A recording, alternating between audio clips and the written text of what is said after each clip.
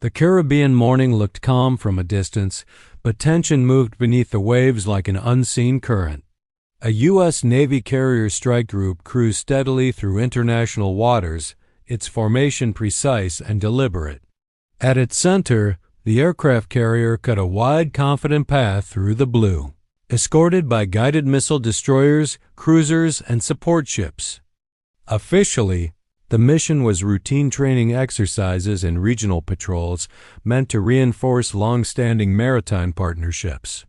Unofficially, everyone aboard understood that visibility was the point. Presence was power. Hundreds of miles away, inside command centers along Venezuela's coastline, radar operators tracked the fleet's progress in real time. Political leaders, facing domestic unrest and economic strain, saw the approaching warships not as routine patrols, but as a symbol one that could be reshaped for internal unity. State broadcasters began describing the fleet as an encroaching threat, stirring public outrage and demanding a show of resolve. Orders soon followed. Venezuelan naval patrol boats were dispatched to sea, their crews tense but determined. Coastal defense units powered up radar arrays that had not been used at full capacity in years. A small group of fighter pilots waited in ready rooms, listening for the call that might send them airborne. The mission was framed as defensive: approach, shadow, and demonstrate sovereignty. But in the tight geometry of naval maneuvering, even symbolic moves can carry dangerous consequences. By afternoon, the first Venezuelan vessels appeared on the horizon of the American destroyers screening the carrier. Over secure radios, U.S. watchstanders calmly reported positions and speeds. The strike group commander ordered no deviation from course. International law was clear, and altering course under pressure could set a precedent. Instead, American ships tightened formations slightly subtle, disciplined adjustments that signaled awareness without aggression. Radio calls began soon after. Venezuelan controllers broadcast warnings demanding the fleet change direction. U.S. officers responded evenly, stating their lawful presence in international waters. Each transmission was professional, recorded, and measured. But the physical distance between ships continued to shrink. As daylight began to fade, the situation grew more volatile. One Venezuelan patrol craft accelerated unexpectedly, cutting across the bow of a U.S. destroyer at close range. On the American bridge, alarms sounded as sailors calculated collision risks in seconds. Engines adjusted, rudders shifted, and the destroyer narrowly avoided disaster. No weapons were fired, but the message was unmistakable. This was no longer routine shadowing. It was brinkmanship. Across the strike group, crews moved to heightened alert. Aircraft remained on deck, ready but unmoving. Radar systems tracked every object in the sky and sea. Yet the posture remained defensive-controlled strength rather than escalation. As darkness settled over the Caribbean, both sides held their positions in a fragile standoff. The sea, vast and indifferent, carried the weight of decisions made far from the water. What had begun as a political gesture was now a live test of nerves, professionalism, and restraint, one miscalculation away from a crisis neither side truly wanted. Night settled over the Caribbean like a heavy curtain, but the darkness did nothing to ease the tension. If anything, it sharpened it.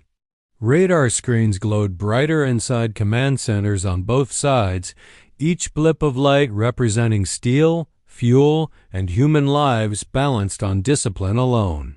Following the near collision, the U.S. carrier strike group shifted posture, not aggressively, but unmistakably.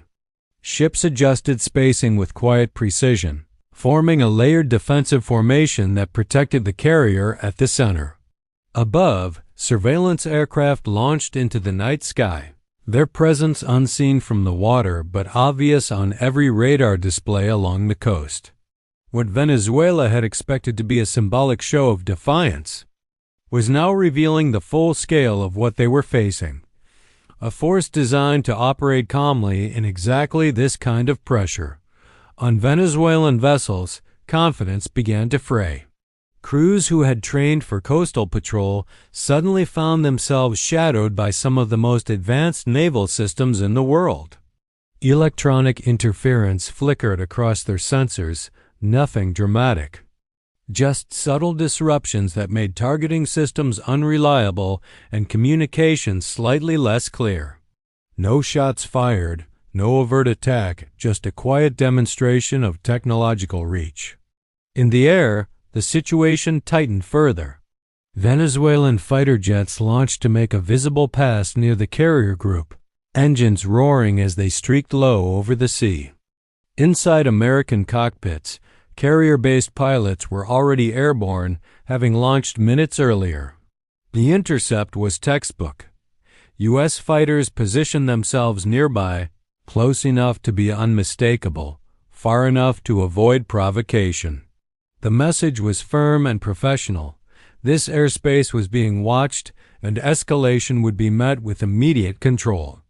Meanwhile, far from the ocean, diplomatic lines burned just as hot. Regional governments urged restraint. International observers tracked every movement via satellite. Markets reacted nervously to the possibility of conflict in a vital shipping region.